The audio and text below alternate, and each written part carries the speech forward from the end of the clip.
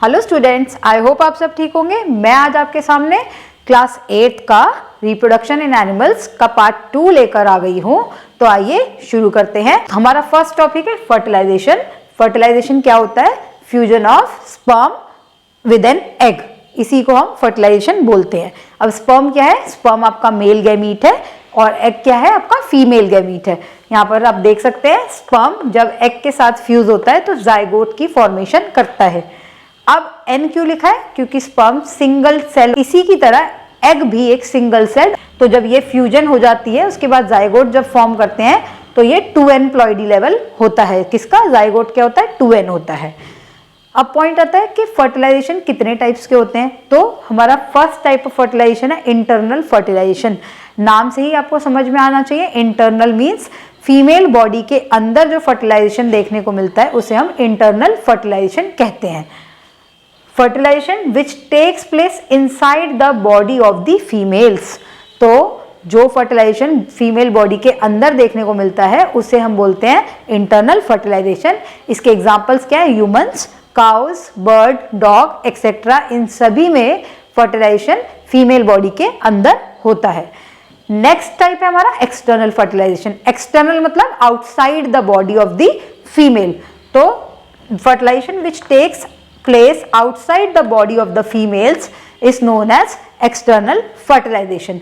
और external fertilisation ज्यादातर aquatic species में देखने को मिलता है, जैसे कि फिशेस में, फ्रॉग्स में, स्टारफिश में, एम्फीबियंस में देखने को मिलता है। हमारा अगला टॉपिक है इन विट्रो फर्टिलाइजेशन। अब दो टर्म्स होती है, एक होता है इन वीवो एंड एक होता है इन विट्रो। इन वीवो मतलब नेचुरल कंडीशंस में हो रहा हो, इन विट्रो मतलब जो लेबोरेटरी कंडीशंस में हो रहा हो। मतलब लेबोरेटरी के अंदर हमने उसको नेचुरल कंडीशंस की तरह ही एनवायरनमेंट क्रिएट करके उस चीज को करा है। अब यहाँ पर टर्म है इन विट्रो फर्टिलाइजेशन, इसे हम IVF भी बोलते हैं। ये टेक्निक नॉर्मली डॉक्टर्स उन कपल्स को सजेस्ट करते हैं जिनके नॉर्मली बेबीज नहीं हो पाते हैं, तो IVF टेक्निक से उनके बेबीज हो सकते हैं। अब IVF क्या होता है? IVF एक ऐसी कंडीशन है जिसमें एग का जो फर्टिलाइजेशन है वो फीमेल की बॉडी के बाहर होता है, जबकि अभी हमने पढ़ा है कि ह्यूमन बॉडी में फर्टिलाइजेशन कैसा होता है? इंटरनल फर्टिलाइजेशन होता है। बट IVF टेक्निक में फीमेल की बॉडी के बाहर फर्टिलाइजेशन होता है, उसी को हम बोलते हैं इन विट्रो फर्टिलाइजेशन। आइए देखते हैं। The fertilization of an egg that takes place outside the body in the test tube or in any apparatus। तो लेबोरेटरी कंडीशंस में एग का फर्टिलाइजेशन टेस्ट ट्यूब में या फिर किसी भी apparatus में होता है, उसी को हम बोलते हैं IVF। अब आपने एक नया टर्म सुना, टेस्ट ट्यूब। क्या होते हैं टेस्ट ट्यूब बेबीज का? मतलब ये नहीं है कि बेबीज की डेवलपमेंट टेस्ट ट्यूब में हो रही है, क्योंकि ऐसा पॉसिबल नहीं होता है। तो टेस्ट ट्यूब बेबीज क्या होता है? टेस्ट ट्यूब बेबीज में फ्रेशली रिलीज्ड एग जो कि एक फीमेल गैमीट है एंड स्पर्म जो कि एक मेल गैमीट है, इन दोनों को साथ में रखते हैं। अगर इन दोनों में फर्टिलाइजेशन हो जाता है तो फिर हम 1 वीक तक जाइगोट की डेवलपमेंट को होने देते हैं। किसमें? लेबोरेटरी कंडीशंस में ही, टेस्ट ट्यूब के अंदर या फिर किसी भी apparatus में। फिर उस जाइगोट को हम फीमेल के यूट्रस में इम्प्लांट कर देते हैं। मतलब फिर हम उस जाइगोट को फीमेल की बॉडी के अंदर यूट्रस में इम्प्लांट कर देते हैं। यूट्रस में क्यों? क्योंकि आपको पता है कि बेबी का डेवलपमेंट यूट्रस में ही होता है, क्योंकि ऑलरेडी फर्टिलाइजेशन हो चुका है। अब यूट्रस में बेबी का डेवलपमेंट होगा। इसी पूरे प्रोसेस को हम बोलते हैं IVF टेक्निक से टेस्ट ट्यूब बेबीज होते हैं। आप यहाँ पे देख सकते हैं, in case fertilization occurs zygote is allowed to develop for about a week and then placed in uterus of the mother. किसके लिए? डेवलपमेंट के लिए। उसके बाद यूट्रस में प्लेस कर देते हैं, इसी को बोलते हैं टेस्ट ट्यूब बेबीज। कल एनिमल्स की क्या होती है जिसमें ह्यूमंस भी इंक्लूडेड होते हैं, तो देखते हैं। यहाँ पर एक अडल्ट जो होता है, चाहे वो मेल हो या फिर फीमेल हो, मेल गैमीट को रिलीज करता है जो स्पर्म है, और फीमेल गैमीट को रिलीज करती है जो कि एग है। जब ये दोनों आपस में फ्यूज करके जाइगोट की फॉर्मेशन करते हैं, जाइगोट में क्या होता है? एग और स्पर्म दोनों के न्यूक्लियस फ्यूज हो जाते हैं। तो जब जाइगोट के बाद एम्ब्रियो वाली स्टेज आती है, एम्ब्रियो के बाद फिर से एडल्ट की फॉर्मेशन हो जाती है, और ये इसी तरीके से लाइफ साइकिल चलती रहती है। अब एम्ब्रियो क्या होता है? जाइगोट तो हमने देख लिया, जाइगोट क्या है? जब मेल और फीमेल गैमीट फ्यूज करते हैं तो वो जाइगोट की फॉर्मेशन करते हैं। अब जाइगोट के बाद की जो स्टेज है वो एम्ब्रियो होता है। एम्ब्रियो में क्या होता है देख सकते हैं आप, the stage when cells produced by the division of zygote begin to form groups that develop into different tissues and organs. जब जाइगोट के बाद सेल्स डिवाइड होना शुरू करते हैं तो वो एम्ब्रियो फॉर्मेशन करते हैं। एम्ब्रियो में क्या होता है, सेल्स जो डिवीजन कर रहे हैं वो तो डिफरेंट टिश्यूज फॉर्म करते हैं या फिर डिफरेंट ऑर्गन की फॉर्मेशन स्टार्ट कर देते हैं।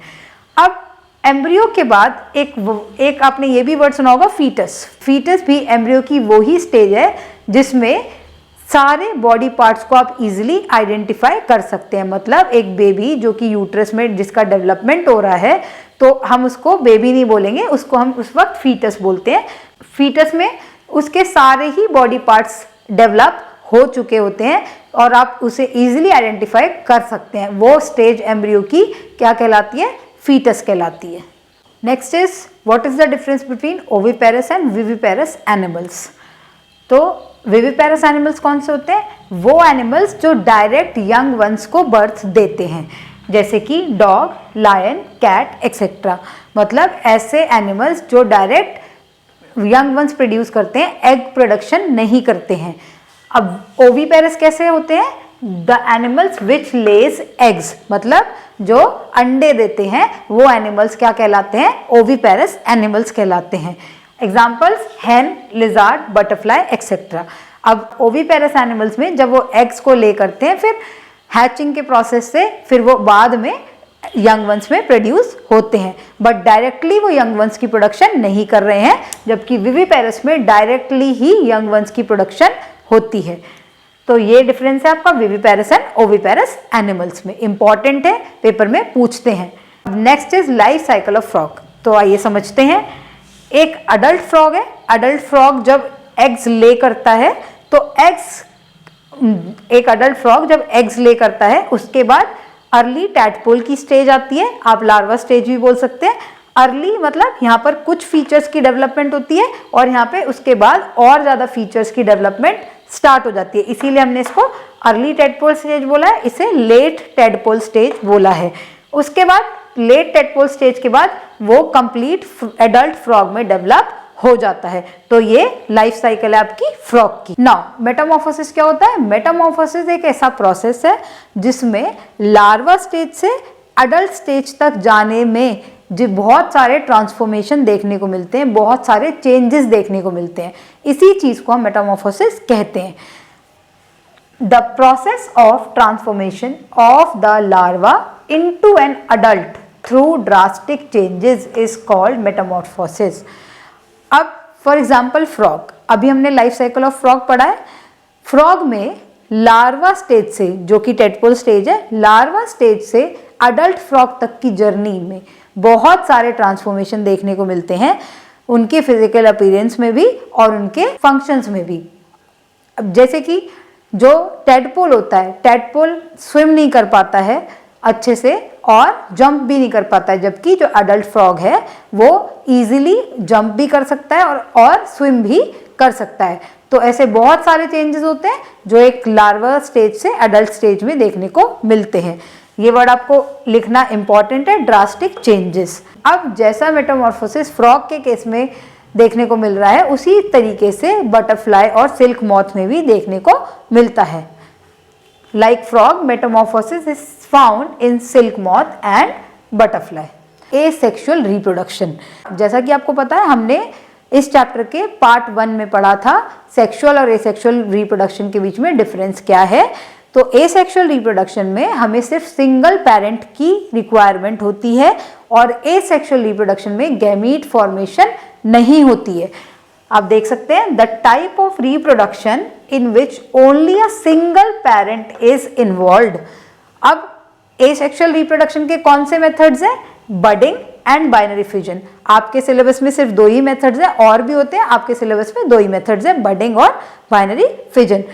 हम बडिंग को डिटेल में पढ़ेंगे। बडिंग क्या होता है, नाम से ही समझ में आ रहा है आपको, बड। तो द ऑर्गेनिज्म लाइक हाइड्रा, किसमें देखने को मिलता है बडिंग, हाइड्रा में। develops a bulge called bud. This bud after maturation separates from parent hydra and become new individual. अब एक पेरेंट हाइड्रा में बर्ड की फॉर्मेशन स्टार्ट हो जाती है। अब जैसे जैसे मैच्योर होता जाता है वो बर्ड, आफ्टर मैच्यूरेशन वो पेरेंट हाइड्रा से अलग होता है, मतलब पेरेंट की बॉडी से सेपरेट हो जाता है और वो बिल्कुल एक न्यू इंडिविजुअल की तरह अपनी इंडिपेंडेंट लाइफ को जीता है। तो यही होता है आपका बर्डिंग। इस डायग्राम के थ्रू हम स्टडी करेंगे कि हाइड्रा में बर्डिंग कैसे होती है। ये एक पेरेंट हाइड्रा है, ये पेरेंट हाइड्रा है, यहाँ पर एक बल्ज ऑब्टेन हो रहा है जिसको हमने क्या बोला है, बड बोला है। तो ये बल्ज मैच्योर होगा धीरे धीरे। तो मैच्योरेशन के बाद देखिए जैसे जैसे ये मैच्योर हो रहा है तो ये ग्रो करता जा रहा है। फर्दर ये कंप्लीट मैच्योरेशन के बाद पेरेंट हाइड्रा से सेपरेट हो जाएगा और ये बिल्कुल एक नया इंडिविजुअल बन जाएगा। इसी प्रोसेस को हम बोलते हैं बडिंग। और ये किस में देखने को मिलती है, हाइड्रा में, ईस्ट में, इनमें ये देखने को मिलती है। नेक्स्ट हमारा टाइप है बाइनरी फिजन। एसेक्सुअल रिप्रोडक्शन का अगला टाइप क्या है, बाइनरी फिजन। बाइनरी फिजन में क्या होता है, the process of reproduction in which an organism reproduces by dividing into two individuals। और एग्जाम्पल क्या है इसका, अमीबा में बाइनरी फिजन देखने को मिलता है। ये एक ऐसा प्रोसेस है जिसमें एक ऑर्गेनिज्म डिवाइड होके टू न्यू इंडिविजुअल्स बनाता है। बाइनरी फिजन अमीबा में कैसे होता है हम डायग्राम के थ्रू देखते हैं। ये आपका पेरेंट ऑर्गेनिज्म है। पेरेंट ऑर्गेनिज्म में न्यूक्लियस डिवाइड होना स्टार्ट हो जाता है। ये आप देख सकते हैं डिवाइडिंग न्यूक्लियस है। धीरे धीरे जब ये न्यूक्लियस डिवाइड होता है, फिर उसके बाद जब न्यूक्लियस डिवाइड हो जाता है तो ऑर्गेनिज्म भी धीरे धीरे सेपरेट होना स्टार्ट हो जाता है और कुछ स्टेजेस के बाद वो एक कंप्लीट न्यू ऑर्गेनिज्म में डिवाइड हो जाता है। यहाँ पे आप देख सकते हैं ये 2 डॉटर सेल्स हैं। क्या है ये, 2 डॉटर सेल्स। तो बाइनरी फिजन में आप सिंपल वर्ड्स में कह सकते हैं कि एक ऑर्गेनिज्म से 2 नए ऑर्गेनिज्म की प्रोडक्शन होती है। अब हमारा लास्ट टॉपिक है क्लोनिंग। क्लोनिंग क्या है, क्लोनिंग से हम एग्जैक्ट कॉपी बना सकते हैं किसी भी इंडिविजुअल की, किसी भी पार्ट की या फिर किसी भी सेल की। अब ये एक इंसान ने बनाई है cloning technique.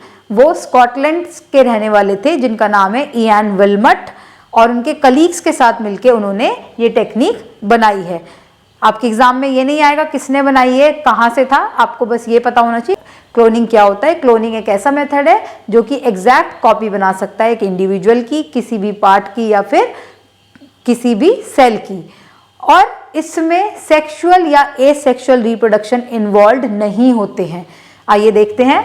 The production of an exact copy of a cell, any part और complete organism. It is an artificial method to produce organism without sexual and asexual reproduction। Example क्या है, डॉली शिप। इसी के साथ हमारा ये चैप्टर कंप्लीट होता है। आई होप आपने इसका पार्ट 1 भी देखा होगा। पहले आपको पार्ट 1 देखना पड़ेगा तभी आपको पार्ट 2 समझ में आएगा। और अगर आपको कोई भी क्वेरी है या सजेशन है तो आप कमेंट्स में ड्रॉप कर सकते हैं, या फिर नेक्स्ट टॉपिक आप कौन सा पढ़ना चाहते हैं वो भी आप कमेंट्स में ड्रॉप कर सकते हैं। अगर आपको मेरा वीडियो पसंद आया है तो लाइक, शेयर और सब्सक्राइब करना ना भूलें। जिसने भी मेरे चैनल को अभी तक सब्सक्राइब नहीं किया है वो फटाफट से अभी सब्सक्राइब कर ले और मुझे फॉलो करते रहें ताकि मेरे आने वाले कोई भी वीडियो आपको मिस ना हो। Thank you.